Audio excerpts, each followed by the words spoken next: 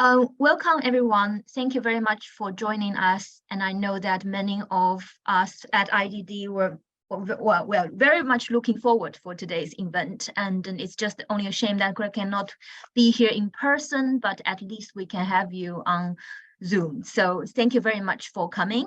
And my name is Kai-Lin Xie. For those of you who haven't met me, I am basically the convener for IDD's guest seminar series. So basically, we invite distinguished speakers to come to join us, share their research and their work to create this kind of knowledge exchanges. So today, we are very, very pleased to welcome Greg Power, who is a board chair at a founder and board chair at the Global Partners Governance, which is an organization that provides direct support for politicians and ministers, as well as civil servants worldwide.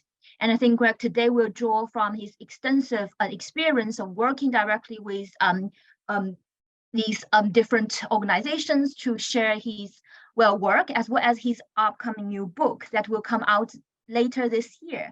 That is on Inside the Political Mind, how the human side of politics shapes development. That will be published, I believe, later this year, and I think we discussed it. So we are very looking forward to hear that your work today. Welcome, Greg Power. Thank you very much. Thanks very much. Lovely to be with you. And sorry, as Kai-Lin was saying, that I can't be with you physically. The book that she mentioned is, I finished, yes, I got to the publishers yesterday. And slightly after the deadline, but I think within the bounds of what was permissible. So anyway, this has affected my everything else. As I'm sure you will all know, the process of writing is an intensive one where your brain melts. And I'm just coming out of that now. So this talk today could be an absolute blancmange of ideas because everything is at the front of my head at the moment. I've got a presentation to try and give me some order to a lot of this when I'll share my screen in a minute. But yeah, apologies that I'm not with you physically because it would have been nice to have come and seen you all properly.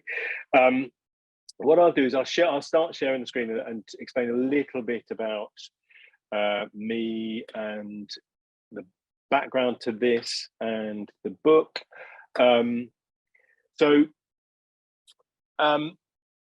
Yeah, this presentation is going to be about parts of the book itself, and hopefully it will make sense. As I was saying to Kai-Lin, I'm not an academic. I set up GPG in 2005 to work with parliaments and politicians in particular, to try and strengthen the process of their developing their institutions and supporting them to manage the problems that they face. And we worked extensively over the last sort of 18 years in places like Iraq and Egypt and Libya, but also extensively in Sub-Saharan Africa, Central Eastern Europe, and other places as well. When I set it up, the intention was to try and link a lot of to try and sit it in the center of a Venn diagram, if you like, which incorporated academia, political politics itself, and the sort of implementation work that goes on in international development. We sort of sit in the middle of this. A lot of that, so over the course of the last sort of 15, 18 years, we've produced quite a lot of stuff for donor agencies, as well as our own material, so stuff that you'll see there, including DFID's Guide to Working with Parliaments and Political Parties, that was done with Tom Carruthers. And then the other publications you see there, and the book that Kai-Lin mentioned should be out later in October. And the focus of that book sort of reflects a lot of the work that we've done over the course of the last 15, 18 years. And the starting point for it was prior to having set up Global Partners Governance, I was a special advisor to Robin Cook and Peter Hain when they were leaders of the Commons. And then prior to that, I'd been working on constitutional democratic reform in the UK for the Hansard Society and Chartership and other organisations. Going into government, I went in having just run this Hansard Society Commission for 2 years about how Parliament needs to be reformed, the Westminster Parliament needs to be reformed. And Robin was looking for 2 special advisors who could help him as he put it at the time, leave some footprints in the sand, because he really wanted to try and reform the Commons and the Lords. And he got me and Meg Russell, who a number of you will know. And we had 2 years up to the point he resigned over the invasion of Iraq, where we did some actually quite interesting stuff. Some more successful than others, but it was a fascinating period to be working in government. What was striking for me personally was what looked very obvious and sensible and straightforward from the outside in terms of the reforms that needed to be implemented takes on a whole new level of complexity once you're inside government. And the ability to get change to happen was less about the cogency of your arguments than your ability to give Robin something he could take into the cabinet and convince his colleagues to support, but also then to get it through the Parliamentary Labour Party, the backbenchers. And what really struck me during this period was the extent to which personal interest shaped almost everything. And it was, and I mentioned this in the book, of all the issues which raised tempers more than anything else, the one that heated them to the point where I saw Labour MPs in stand-up arguments with each other in the corridors was about sitting hours and changing the sitting hours so it sat 3 hours earlier on a Tuesday and Wednesday, stuff which to the rest of the world makes absolutely no difference whatsoever. There's no parliamentary principle involved at all. Wasn't really going to affect the quality of what Parliament did, but it was all about personal preference. It was all about MPs not wanting anybody else to tell them how they should work. And that I took into then setting up GPG and working internationally. I've seen these patterns reflected almost everywhere. How the extent to which you can get a political institution, a parliament, to reform itself depends on the combination of personal interest and political principle. And it's where you align the two things that you start to get meaningful change happening. And what was also striking was I came to all of this from a very political background, having been brought up, having cut my teeth in the trade union movement and worked for political parties, and was so struck by how little was understood about politics within international development, and the sorts of people who termed themselves as governance advisors knew almost nothing about politics. And the starting point for this book, and David and I remember talking about this probably 6 or 7 years ago, but the starting point for this book, I'm going to play you a quick clip from the Honourable Rory Stewart.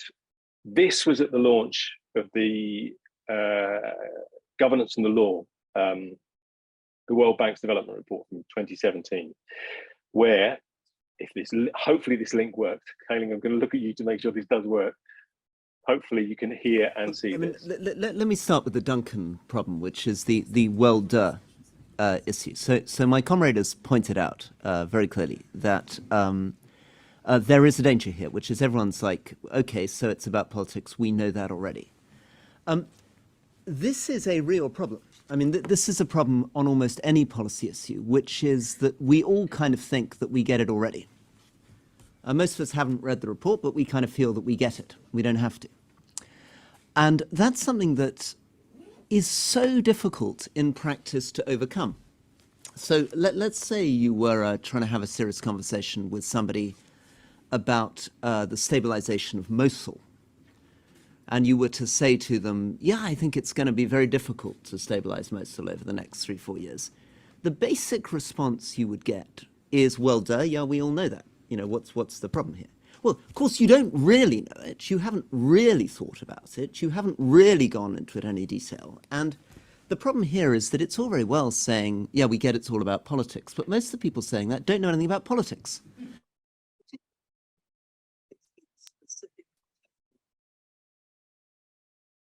Right, I'm going to come back to the presentation now.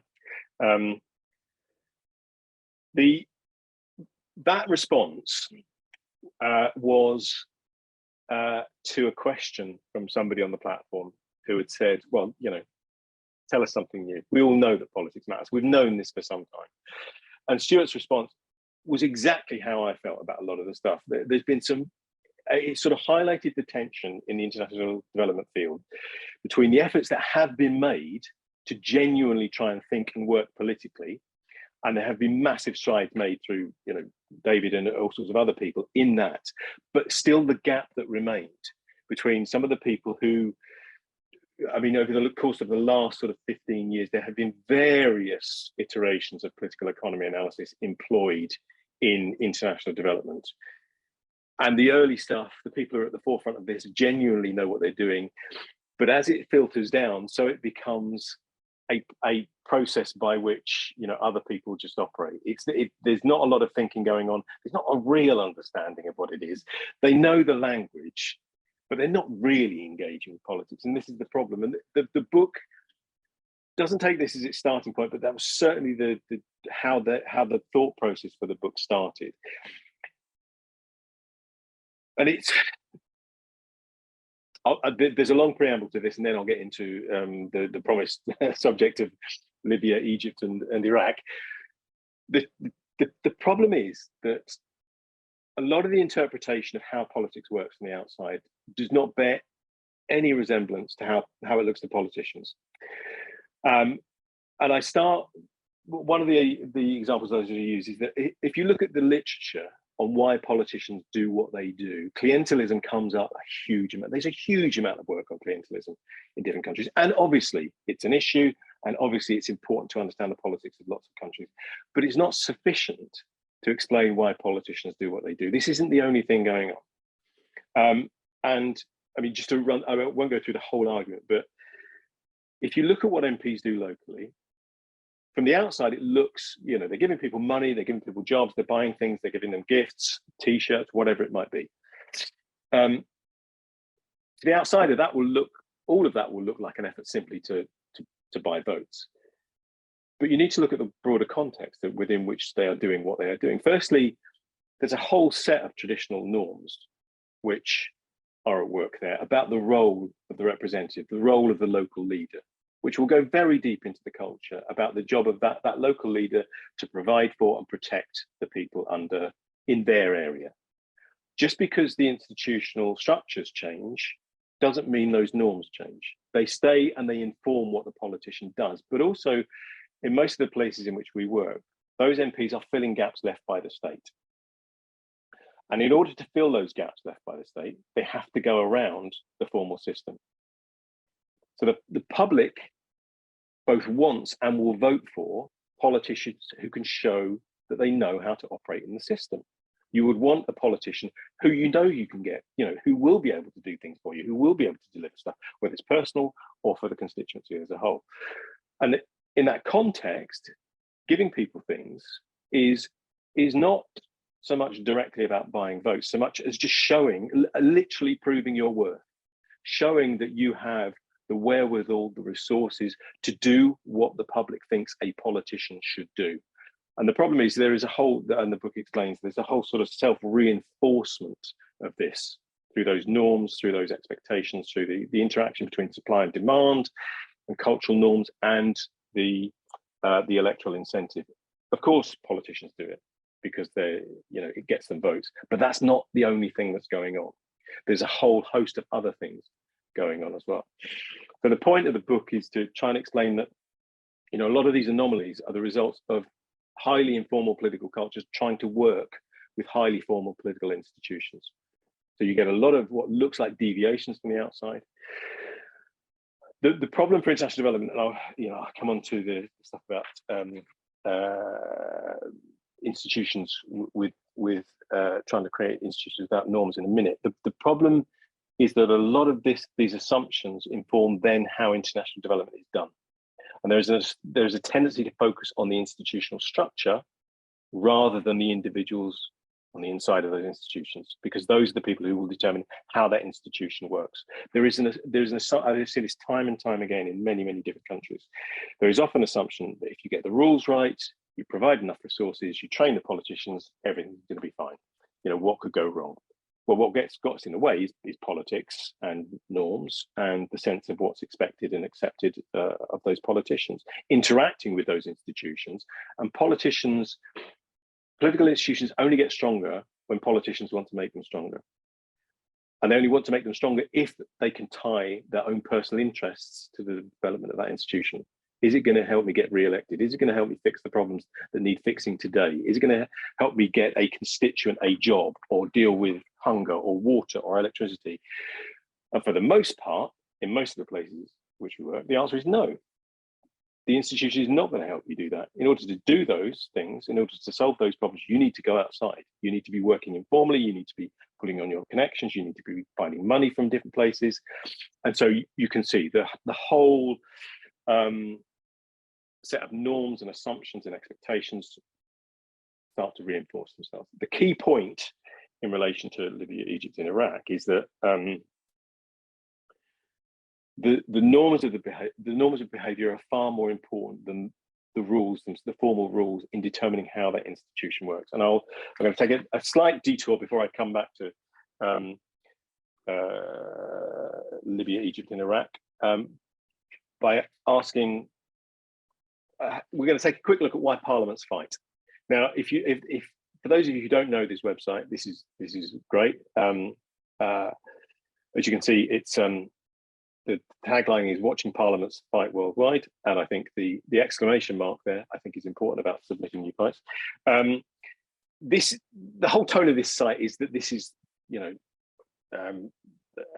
something abnormal which parliaments do. Actually, most parliaments go through this process, which I'll come on to in a minute. Just very quickly to run through, this is the Albanian parliament. I mean, this is your classic throwing flour at the prime minister, sort of the start of a fight. Right. Yes, so this is the Parliament Fights website. So I wondered why I was getting no reaction to this, because this is actually quite funny. This is, as you can see, watching parliaments fight worldwide, and it is basically, as you can see there, people upload fights from different parliaments in different parts of the world, and yeah, there's no more to it than that, really. What I'll start, I mean, there are just 3 examples here, and there is a serious point to this, but this is Albania, which, as I was saying, is your classic start to a parliamentary fight where somebody throws flour at the prime minister. We've all done it.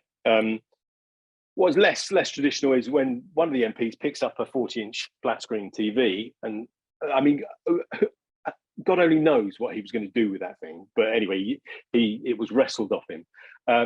This one is from, the footage is not very good on this, so it's a bit blurry, but this is from Ghana, where there was a contentious vote for the election of the speaker, and this guy here suddenly runs up and snatches the ballot papers as they're being counted, then legs it towards the exit. Doesn't make it very far before he's caught by other MPs, who then spend 5 minutes knocking lumps out of each other. This is from the Jordanian parliament, and this was a debate about decorum. This is the irony here, but this was about the gentleman with the bald head is complaining about the fact that somebody else was not being respectful enough, and ended up saying, "Listen, shut up, you better shut up." He didn't shut up, and so what you find is that the MP rushes to the centre of the desk, followed very quickly by his mate, who tries to drag him back, and yeah, there's a bit of a scuffle in the middle. Now, the point of all that is understanding the norms at work or not at work in new institutions. All of those institutions are still working out the norms of behaviour. How do you conduct debate? And in every country in which we've worked, we see the same patterns. In the early stages, you'll constantly get arguments about how the rules should be interpreted. Does the speaker, who has the right to decide, and is their ruling on this the right thing? All of these fights are about that process of trying to work out what the norms are. And you can see there, what will often happen is it start as an argument over procedure, about somebody not respecting the way that things should be done. But then the policy and the process start to get intertwined with each other. So for us, the most recent example, around Brexit or the presidency of Donald Trump, the reason Brexit became so toxic was partly because the issues were very big ones to start with, but also it was that both sides felt the other side was cheating somehow. That the referendum was only won by lying on an industrial scale, whilst the people who supported Brexit felt that the Remainers were trying to overturn the results of a free and fair referendum. And equally, Trump, the whole Trump presidency was characterized by a sense that people didn't like what he was doing, but they really disliked the way he was doing it because of his disregard for norms. And the demise of Boris Johnson, is arguably largely because he thought the rules didn't apply to him. So a lot of these arguments focus on that sort of thing, and that's the way to understand new institutions in particular. We're finally on Libya. I did warn you this could be a bit of a blancmange. Hopefully it will start to make sense by the end. So this is the way to understand new institutions, because those norms aren't there. Every single discussion is loaded with significance beyond what is actually being discussed, because the norms don't exist to frame how you have that discussion, how you decide, how you come to a conclusion. Now in Libya, we worked in Libya for a couple of years, between 2011 and 2014. The TNC is the Transitional National Council, the GNC is the General National Council, the HOR is the House of Representatives. They were sequenced representative bodies charged with, all of them had a temporary lifespan. They were designed to start to establish the new system and develop a constitutional convention, which would then set out the basis of the new state. Obviously, things collapsed in 2014. Since 2014, Libya has effectively had two governments, two parliaments, two entirely different systems and warring factions, and a really complex patchwork of different military and political interests at work. A lot of this in the early stage, what I'll do is I'll talk about what this looked like from the inside of those institutions, trying to help the politicians and the staff in those institutions, trying to make things work in this sort of context. It was characterized initially by massive fragmentation. There was no real, in Tunisia next door, there had been a degree of civil society there, which meant the transition, at least until recently, had gone more smoothly. So yes, the political system, highly fragmented. I'll come on to Egypt in a minute, but it was not dissimilar to Egypt in that the Islamists had a bit of identity, but not a huge amount. The secular parties it was a whole, there was nothing really, there was no really real obvious points of organization or congregation around which to build a new political system. And that was reflected in the institution itself, because there were no aggregating mechanisms in that institution by which people could agree amongst themselves what they wanted or how to negotiate with anybody else. But what was really striking was that, as one of the senior staff said to me, he said, under Gaddafi, none of us had to take any decisions. They all came from the top. It was everything went to him. So there was no culture of decision making, but nobody was comfortable with the responsibility of taking decisions either, because if it went wrong, they knew they were going to get blamed. It was a whole new way of working for an awful lot of people.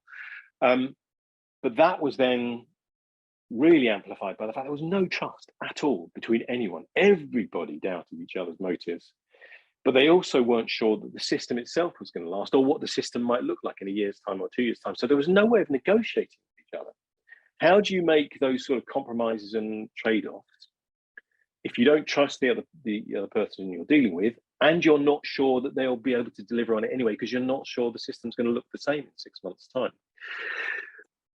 That then, was taken to, a new level by the fact that the fear that existed that if you did not have power, as it says, exclusion is equal to extinction. Unless you have some power, you have nothing at all. And the logic of zero sum takes hold very quickly, and it makes sense to take what you can get when you can get it.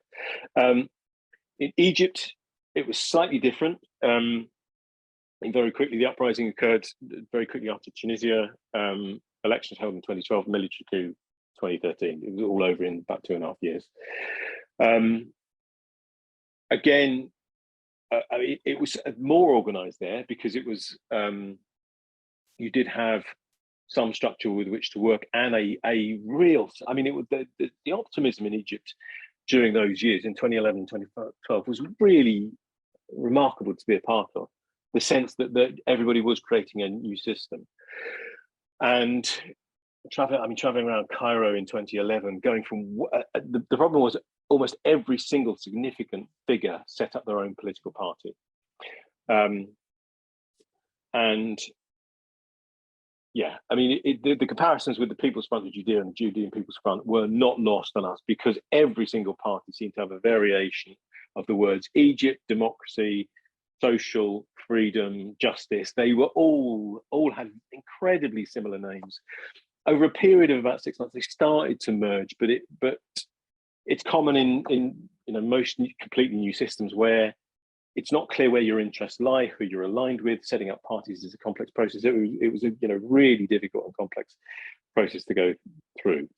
The only parties who did really have any organisation were the brothers, Nur and Wafd, which was the Liberal Party, which had been around since the 1920s. The Muslim Brothers and Nur were obviously the Islamist parties. As it worked out, the brothers then basically controlled the parliament and the presidency, but for almost by default rather than by design. What's interesting, that comment, when victory is an option, for most of the Muslim Brothers' existence, victory has not been an option in any of the places in which they've operated. They have been a social movement providing pastoral care, food mixed with a religious message to lots of underprivileged and working class areas. So they had a very big name recognition. They also had an organizational base, but they weren't a political party. And the brothers themselves went through this period of 6 to 9 months of trying to work out whether they should compete at all, whether they should put forward candidates. And they went slowly from not wanting to agreeing that they would, and they talked about participation rather than domination. But very quickly, domination seemed quite attractive to them because they had a lot of power. And the problem was that they ended up, in the 2012 elections, the brothers won the presidency, largely because of the fragmentation of the liberal and secular parties. So Morsi, who was president, won with 25% of the vote. And they had the sort of French two-round system where the two candidates go through to the second round. The two candidates that got through to the second round were Morsi, who was the leader of the Muslim Brothers, and a guy who had been a Mubarak, quite senior in the Mubarak regime.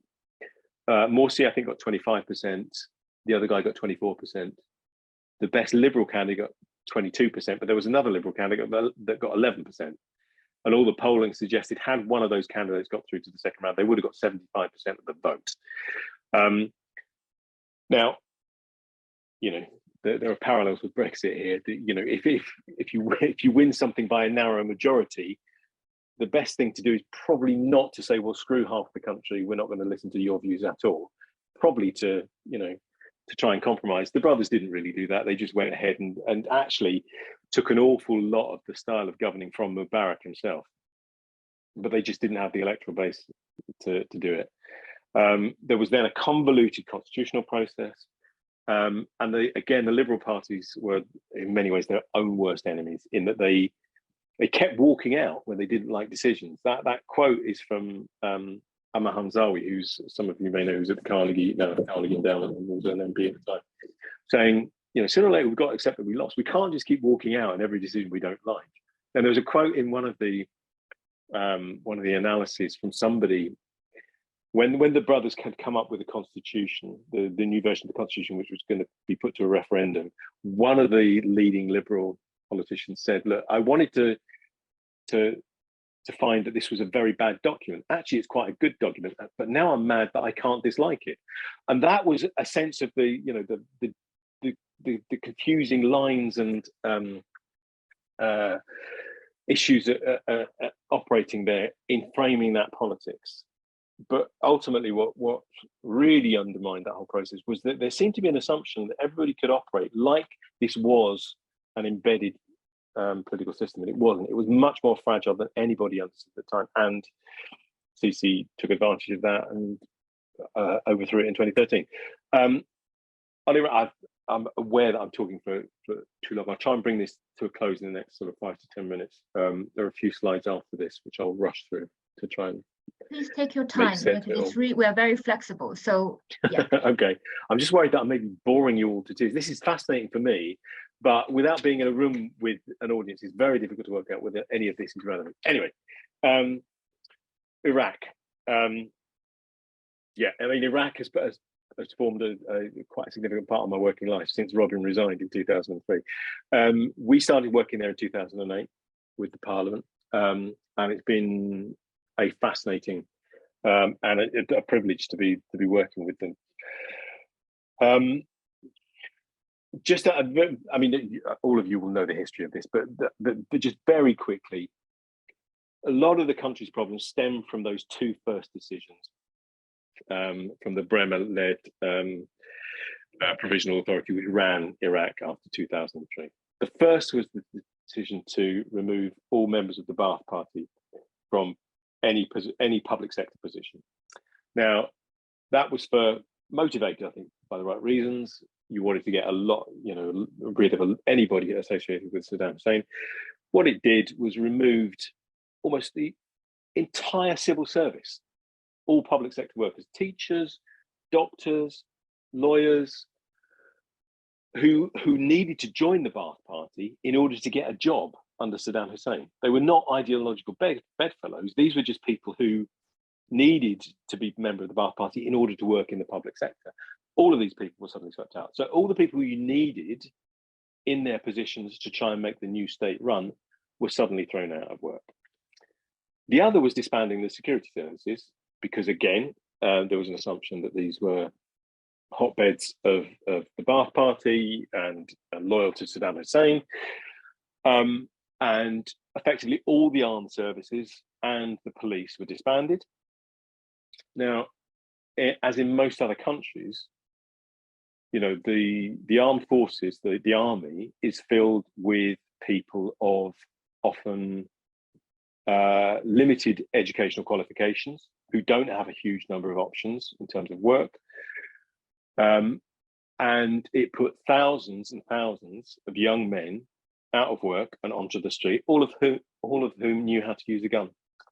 And it meant that the country was then, the security of the country was mainly run by the US using contractors from all over the world, from Latin America, from Central Eastern Europe, none of whom had any idea about Iraq, about Arab culture, about the context within which they were working. And those two things were, I mean, it's difficult to overstate just how appalling those decisions were. In the area that we were involved in terms of the constitutional process and the parliament itself, the thing to also understand about Iraq is that that constitutional process in those early years was mainly shaped by people who hadn't been living in the country. It's striking that the first Iraqi prime minister who wasn't a political emigre is Soudani, who was elected last year. Everybody else since 2006 was effectively exiled, and they bring that perspective with them. They brought it to the constitutional process, and when they were abroad, they would have been. Firstly, they have a slightly distorted perspective of what's going on in Iraq, but secondly, they would probably only be associating with Iraqis similar to them, and they would probably be only dealing with Sunni Iraqis if they're Sunni, or Kurdish Iraqis if they're Kurdish, or Shia Iraqis if they're Shia. This reinforced an awful lot of those divisions and led to the Muhassasa Taifa system, where effectively the government was divided up between them. But also a lot of them came with a degree of wanting to fix something. There was one of the MPs that we worked with who'd been he was a doctor, he was a hematologist who'd been based in Germany and France for sort of 20 years. And he was a really nice man, very passionate, very committed, was really focused on anti-corruption work. We worked very closely with him. And it was only after I'd known him for about a year, he then said to me, oh yeah, I was in Abu Ghraib, for my political opinions under Saddam Hussein. And that started a whole new way of me understanding him and the way that he was looking at all the issues that he was dealing with in the parliament. But again, just to round up on Iraq, I mean, the problem that you've got, that division, I mean, to some extent, it created divisions between Sunni Shia and Kurd, which hadn't really been there in that, certainly not that pronounced prior to this system. But all the incentives around the political system then became to emphasize those divisions, because that was how you got power. That was how you got control. It's impossible to think of the Iraqi system as a system of government. What you got is a series of ministries run by different blocks and different factions within those blocks, and trying to get any sort of organization between them, any sort of coherence in government, is almost impossible, which is a large part of a lot of the problems that Iraq faces at the moment. But the big point is that the whole system is built around sharing the spoils between the politicians. There is very little incentive to be accountable to voters. And yeah, again, they've just reversed an electoral law in Iraq, which is going to make things worse again, I think. But all the incentives are, to take what you can get, to share the spoils. This is where your political power, your leverage, your patronage comes from, by control of those. So to round this up into something approximating some conclusions, the thing to understand about these sorts of institutions, the parliamentary institutions in particular, is that politicians don't learn, and it's true everywhere, politicians don't learn by being taught, they're socialized into their roles. In a lot of the parliaments in which you work, you have a 70% turnover at each election, which means each cohort is wildly diverse. They come from different, as is reflected in each of those three countries, people coming from very different backgrounds. And actually what differentiates those new politicians is going to be far stronger than anything they have in common. They will come from a whole range of different professional backgrounds. In Libya, what was really striking was just the diversity of people who were elected into those first few institutions. And whereas in any other profession, if you go to a new job, you can broadly expect that the other people doing the same job as you have similar-ish professional backgrounds, that there will be a path becoming a teacher, a doctor, a lawyer, and the other people doing that job will have similar backgrounds to you. They'll share certain common assumptions about what the job is and what the institution is for. None of that applies in politics at all. In fact, it's the opposite. People come with hugely different professional backgrounds and have very different ideas about what they should be doing and what the parliament should be doing. And until you can establish that common sense of at least what the institution is for, you will really struggle to do anything at all. But yeah, I mean, the other point is that, as it says there, no company could cope with 70% of its workforce starting on the same day. But what you've got is, induction programs run by international institutions. In Libya, I was in the middle of, there was an induction program ran for the new MPs in the GNC in 2012, which ran for about 2 weeks. And we were there, I arrived there on the second week of this thing. And at that point, there were more people on the platform than there were in the audience. You had 6 or 7 people from different parliaments in Europe explaining merrily how their institutions work, talking about the legislative process, various other stuff. And after these presentations, one of the Libyans stood up and very politely said, "Look, this is very interesting. Thank you for your presentations. We're really pleased you're here. We're privileged to have you here and to learn from you. Tell us what to do. We don't know what to do." And the people on the platform didn't know how to respond. So what they did was they just started talking about procedure again. At one point, and this is in the book, and I'm not going to name the person because they're still a member of parliament at the moment. At one point, they started talking enthusiastically about engaging the public engagement in parliament. We should really be engaging the public, and then got on to how you might use the internet to, consult people and get their views and, get the public input into the legislative process. Now, given everything else Libya was dealing with at the time, this was not a priority for anybody there. But again, they pointed out that, well, yeah, again, thank you, interesting. Outside of Tripoli and Tobruk, there's not really much internet in Libya. At which point this MP, as I say, who's still in parliament, said, with a rising intonation at the end of the sentence, perhaps you should legislate for Wi-Fi. And it was just met with a stunned silence from the Libyans. And that gap between what the institution looks like from the outside and what it looks like from the inside was never more apparent than in that one small anecdote. The other point, I mean, I'll just rattle through these last points and let you ask any questions if you have any. But a lot of the points that I've just made there, those new institutions will be filled with people who have no real points of aggregation. They will still be working out how to use the new system. A lot of them, until very recently, will have literally been firing guns at each other. That was certainly the case in Libya. Now, how you get that institution to work in those sort of, just these examples show the sort of the size of the problem that you're dealing with. But there is still a tendency, despite all the progress in trying to engage with politics in international development agencies, to think that the institutional structure is more important than the individuals inside the institution.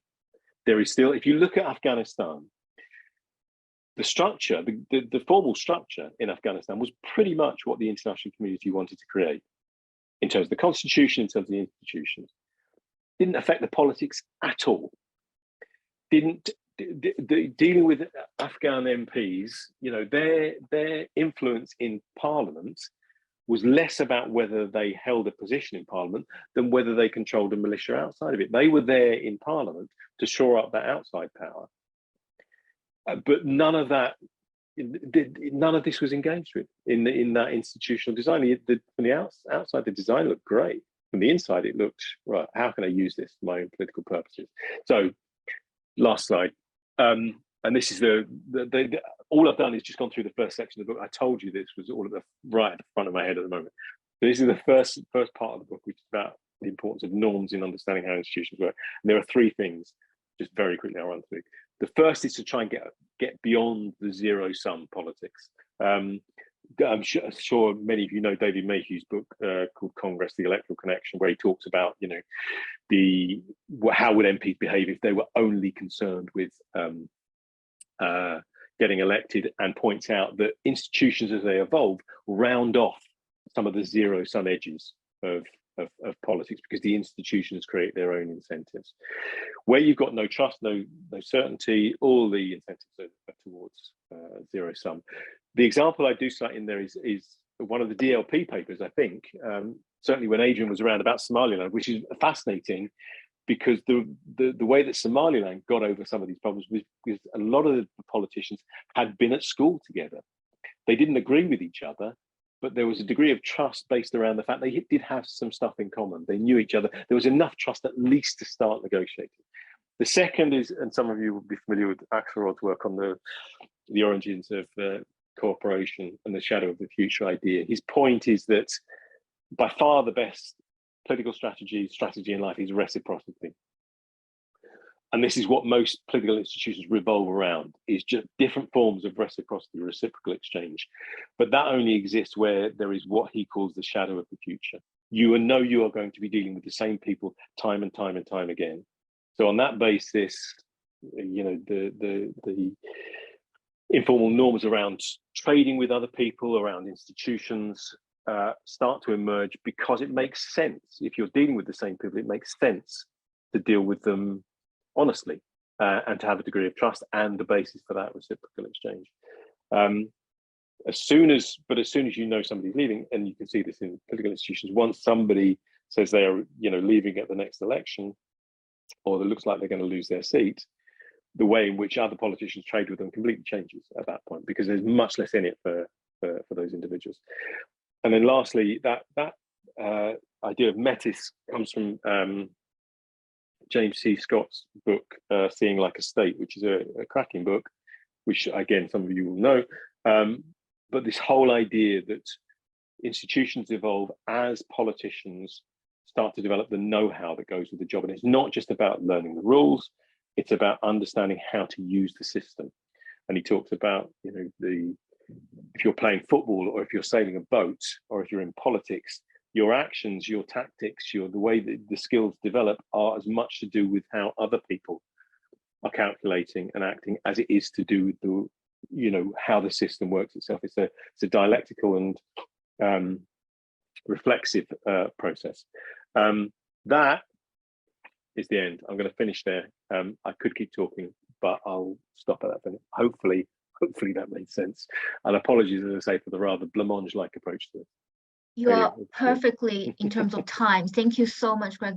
I know you were worried that, oh, it's not academic, but this is empirically rich and very thought-provoking. I'm sure we will have a lot of questions from our audience. So thank you very much.